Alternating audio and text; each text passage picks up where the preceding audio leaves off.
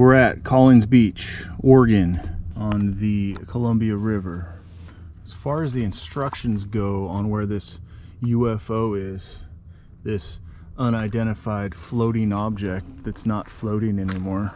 Park at number 3, and this whole beach, at least this section, 1 through 5 I think, is all clothing optional. And I saw a lot of dudes walking around, so I assume it's just a bunch of dudes who want to get naked together. So I'll be careful where I point the camera, and I won't show you below my waist. So for reference, there's Portland, there's Collins Beach, there's some happy naked people, and it's about a 45-minute drive. So what I read is it's down the trail and to the right. So I'm wondering if there is a trail that goes off to the right, because it says that it's like, you know, way up above the water line. It got washed in during a big storm. Okay, so it's not a trail that goes off to the right, in the bushes at least. It must be this way. Okay, where is this thing? Cut you back on when I find it. Okay, I think I see it. Hopefully there's nobody inside.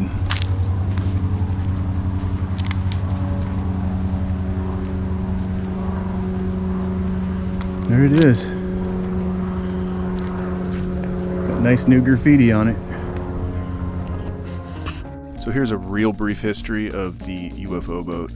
It was constructed in the early 1970s as a prototype for a self-correcting sailboat or a self-righting sailboat. It apparently costed $10,000 to construct. It's like a metal frame with wire mesh, and they used like a mortar or a shotcrete, like what they used to line swimming pools with. In the mid-1990s, there was a big flood, and it ended up getting lifted up and washed way down shore and ended up on this beach. No one seemed to be able to figure out where it came from up until there was a news story in 2013 where it got the attention of the original builder, and he contacted the news station. We'll add a link to the description for that. She is tied down in case that water comes back up, because it probably still floats, or float for long enough to get stuck in the middle of the river. First impression coming up to this thing totally reminds me of playground equipment I had as a kid in the 80s, and it was super sketchy. You'd slip and your legs would pop through the holes. This is like the adult version of that, except if your leg falls through one of the holes, you're probably going to get tetanus or a flesh-eating bacteria. Enjoy. All right.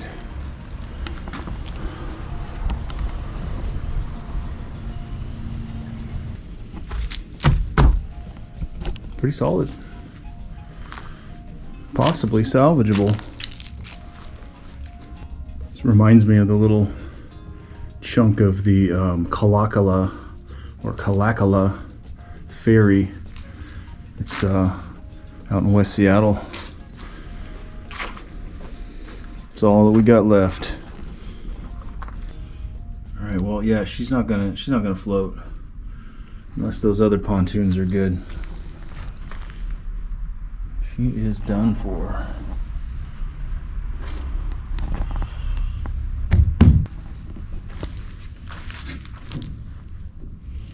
Oh yeah. I don't really know how they powered this. I don't know what that was. It's not where the engine was. What's that little outboard down there?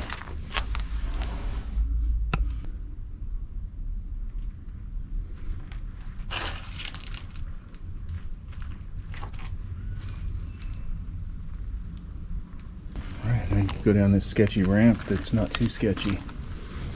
I'll give you a little rope.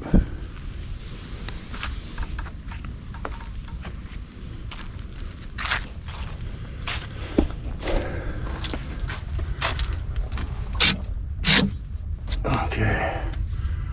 Weird. Trying to figure out what they had going on here. And we got a off-center hole here. Little bottles in it.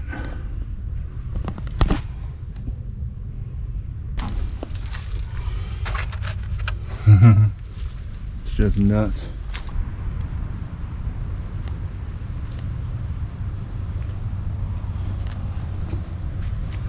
Big old ship going down the river.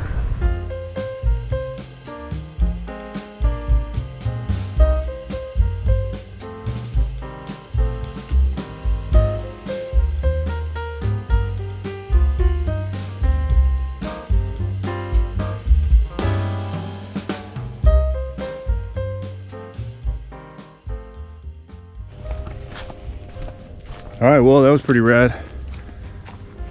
Only saw a couple sketchy things and a couple dudes walking around with their pickers out, no big deal. Just come prepared, know what to expect. If I was a little bit more of a free spirit, I'd probably join them. So in conclusion, totally worth the trip. If you find yourself in Portland, let's say for a wedding, and you happen to be 2 hours early, you can drive all the way up, hang out for half an hour, check out the UFO boat, and drive all the way back. We don't recommend climbing inside because you might hurt yourself. But we do recommend subscribing to our channel and watching a few of our videos while you're driving.